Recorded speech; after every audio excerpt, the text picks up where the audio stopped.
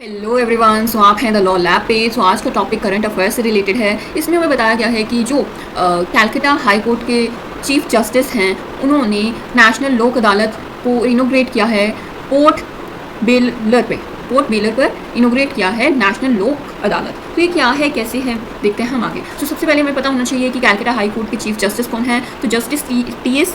Civic नामम, ये क्या है, हमारे जस्टिस हैं। सो कैलकाटा हाई कोर्ट के चीफ जस्टिस टी.एस. सी वास नामन ने क्या किया है, इनोग्रेट किया है नेशनल लोक अदालत को पोर्ट बेलियर पे Mayabunder and Diglipur in the Andaman and Nicobar islands. Andaman and Nicobar island हमें पता है कि इंडिया से, भारत से थोड़ा दूर रह जाता है, तो वहाँ पर क्या कोई केसेस नहीं आते। अगर ऐसा सोच रहे हैं आप तो गलत। जहाँ पे ह्यूमन सोसाइटी है वहाँ पे कॉन्फ्लिक्ट्स होंगे तो जो भी है उसका रेजोल्यूशन भी चाहिए, तो वो क्या करते हैं, कोर्ट्स उसके लिए ज़रूरी है।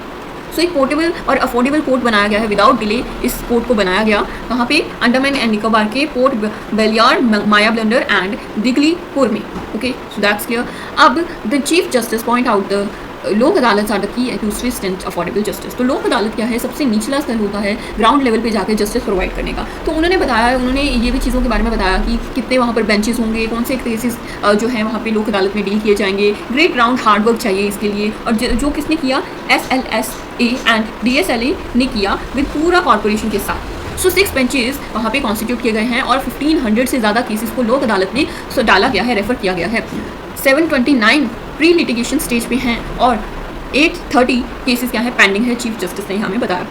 उन्होंने आगे बताया कि जो लोक अदालत है उनके साथ कंसर्निंग जो भी जजेस हैं पर्टिकुलर डिस्ट्रिक्ट के पार्टिसिपेट करेंगे उसकी इवेंट में, ताकि उनकी ओवरऑल सक्सेस हो सके। सो आगे क्या है, this is the like statement that she was given. He said कि हर जो जज है, स्टाफ मेंबर है, डिस्ट्रिक्ट जुडिस्ट्रिक्ट हाउस, सबको पार्टिसिपेट करना है। जब मुझे चीफ जस्टिस बता रहे हैं कि 3 साल पहले मुझे ट्रांसफ़र मिला और मैंने कुछ डिस्ट्रिक्ट्स को विजिट किया, वहाँ के जजेस को देखा, और सम जजेस वर प्रेजेंट, और काफ़ी कुछ जजेस प्रेजेंट थे, and some other members to other जजेस were like 50-60 and they were hardly like 6 to 7 जजेस। कहीं इलाके में क्या होता है, बहुत कम ऑफिसर्स होते हैं, जुडिशियल ऑफिसर्स स्पेशली, कोई जाना ही नहीं चाहता पिछड़े इलाके में। So in case you are being a जज, तो आप प्लीज़ किसी पिछड़े इलाके में पोस्टिंग से डरे नहीं।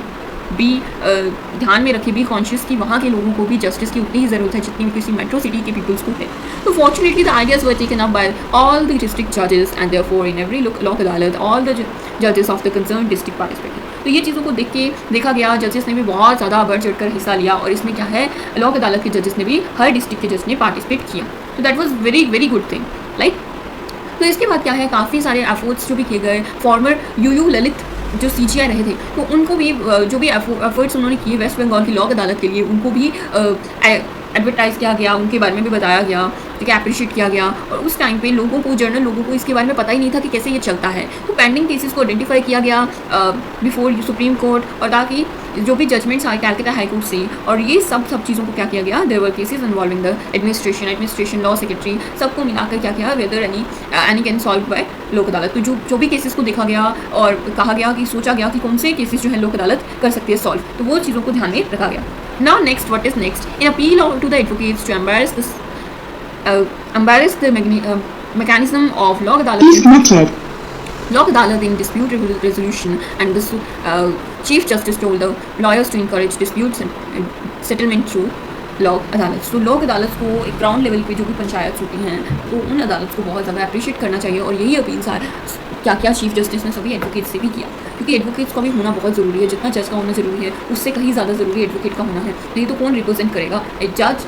जो भी एडवोकेट्स होते हैं वो जज के हेल्पर्स होते हैं। They have to help in solving the case and they present the facts. So that's why advocates and judges both are important in our judicial system.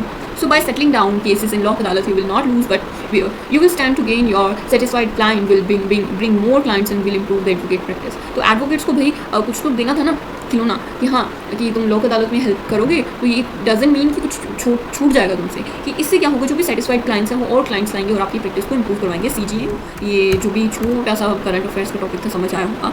And thank you so much for listening me. This is the Law Lab. Thank you so much.